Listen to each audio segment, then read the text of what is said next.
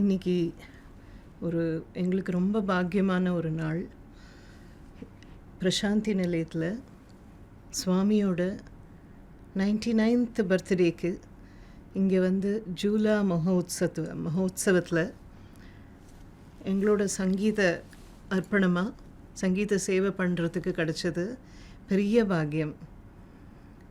இங்கே முதல்ல நான் வந்தது குருவோட, என் தந்தையும் குருவும் ஆகிய ஸ்ரீ லால்குடி ஜெயராமன் அவர்களுடன், அண்ணா லால்குடி ஜிஜிஆர் கிருஷ்ணன் அவர்களோடு சேர்ந்து 3 வயலின் இசையாக சுவாமி முன்னாடி வாசிக்கிறதுக்கு ஒரு சந்தர்ப்பம் கிடச்சிது என் குருனால்.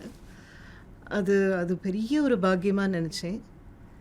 அதுக்கப்புறம் தனியாக ஒரு முறை ஒரு 6-7 வருஷம் முன்னாடி சோலோ வயலின் கச்சேரி பண்ணினதுக்கப்புறமா இப்போ இன்றைக்கி சுவாமியோட பிறந்த நாளைக்கு, அதுவும் 100வது நாளை நம்ம ஆரம்பிக்கிற தருணத்தில், 99 கொண்டாடுற தருணத்தில் இங்கே வாசிக்கிறதுங்கிறது பெரிய பாக்கியமாக நினைக்கிறேன்.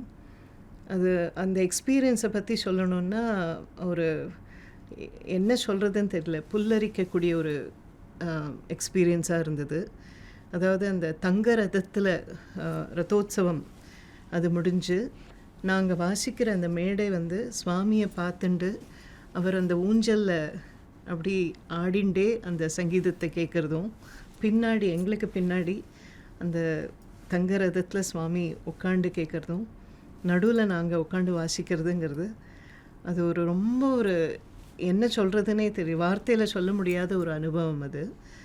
அது கிடைச்சதுக்கு ரொம்பவே சுவாமியோட கருணை இல்லைனாக்கா, அவருடைய ஆசீர்வாதம் இல்லைன்னா இங்கே வர முடியாது, இங்கே வாசிக்க முடியாது. அவருடைய அனுகிரகத்தை பரிபூர்ணமாக உணரக்கூடிய ஒரு நாளாக நான் நினைக்கிறேன். ஓம் ஸ்ரீ சாய்ராம். நான் பெரிய பாக்கியசாலின்னு சொல்லணும். ஏன்னா சின்ன வயசுலேருந்தே அப்பாவோட கூட ஒட்டிண்டு இங்கே தரிசனத்துக்காக பல முறை அப்பாவோட வந்திருக்கேன். அப்படி அங்கே அந்த பாத் ஒன்று இருக்கும், சுவாமி நடந்து வரத்துக்காக அந்த இங்கே உட்காத்தி வைப்பா யாரோ ஒரு வாலண்டியர் அப்பா பக்கத்துலேயே உட்காந்துருப்போம். சுவாமி இந்த ஏரியா ரொம்ப பெருசுங்கிறதுனால அந்த எண்டில் இருப்பார். பட்டு மனசு முழுக்க ஏங்கின்னு இருக்கும், சுவாமி இந்த பக்கம் வரமாட்டாரா, இல்லை அப்படியே போயிடுவாரா அப்படின்னு ஒரு தாபம் இருக்கும். பட் ஒரு தடவை கூட அவர் வராமல் இருந்ததில்லை. அது ஒரு பெரிய பாக்கியம். அது அப்பாவோட பக்கத்தில் உட்கார்ந்ததுனால அந்த ஒரு பாக்கியம். அங்கே பார்த்துட்டு அப்படி க்ராஸ் பண்ணுறபோது கரெக்டாக கண்டுபிடிச்சிடுவார். ஃப்ரண்ட் லைன் உட்காந்தாலும் செகண்ட் ரோவில் உட்காந்தாலும் அது பாதகம் இல்லை. அவர் பார்த்துட்டு சில சமயம் அப்பாவோட பேரையே கூப்பிடுவார், அவர் ஜெயராம் அப்படின்னு கூப்பிடுவார்.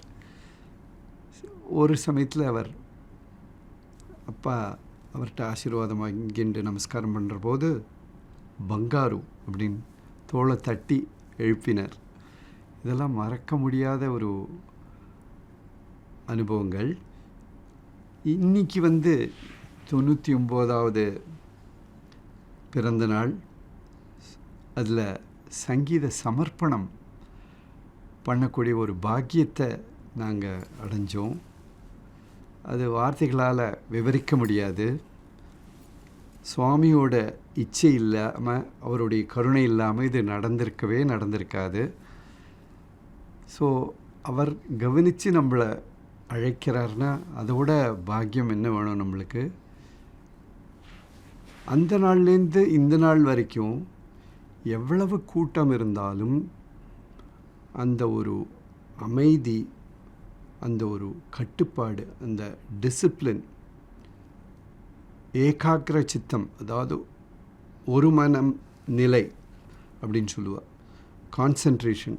எல்லாரும் வேறு எது சிந்தனையும் இல்லாமல் பகவானை பற்றியே நினச்சிண்டு அந்த பஜன்ஸில் பங்கெடுத்துட்டு இருக்கிற போது நம்மளுக்கே இப்போ ஒரு ஸ்பா போகிற மாதிரி ஒரு ஹெல்த் இம்ப்ரூவ் ஆகிடுறது, எமோஷன்ஸ் இம்ப்ரூவ் ஆகிடுறது. நம்ம இங்கேருந்து வெளியில் போகிற போது ஒரு புது மனிதனாக ஒவ்வொருத்தரும் போகக்கூடிய ஒரு அனுபவம் ஒவ்வொருத்தருக்குமே ஏற்படுறது. ஸோ அந்த விதத்தில் இந்த ஒரு தங்க ரதத்தை பேக்ரவுண்டாக வச்சுட்டு அதுக்கு முன்னாடி உட்காந்து வாசிக்கிறது, அதெல்லாம் ஒரு பெரிய அரிய வாய்ப்பு. இதுக்கு நாங்கள் ஸ்ரீ சாய்ராம் அவருடைய பாதத்தில் நமஸ்கரிக்கிறோம்.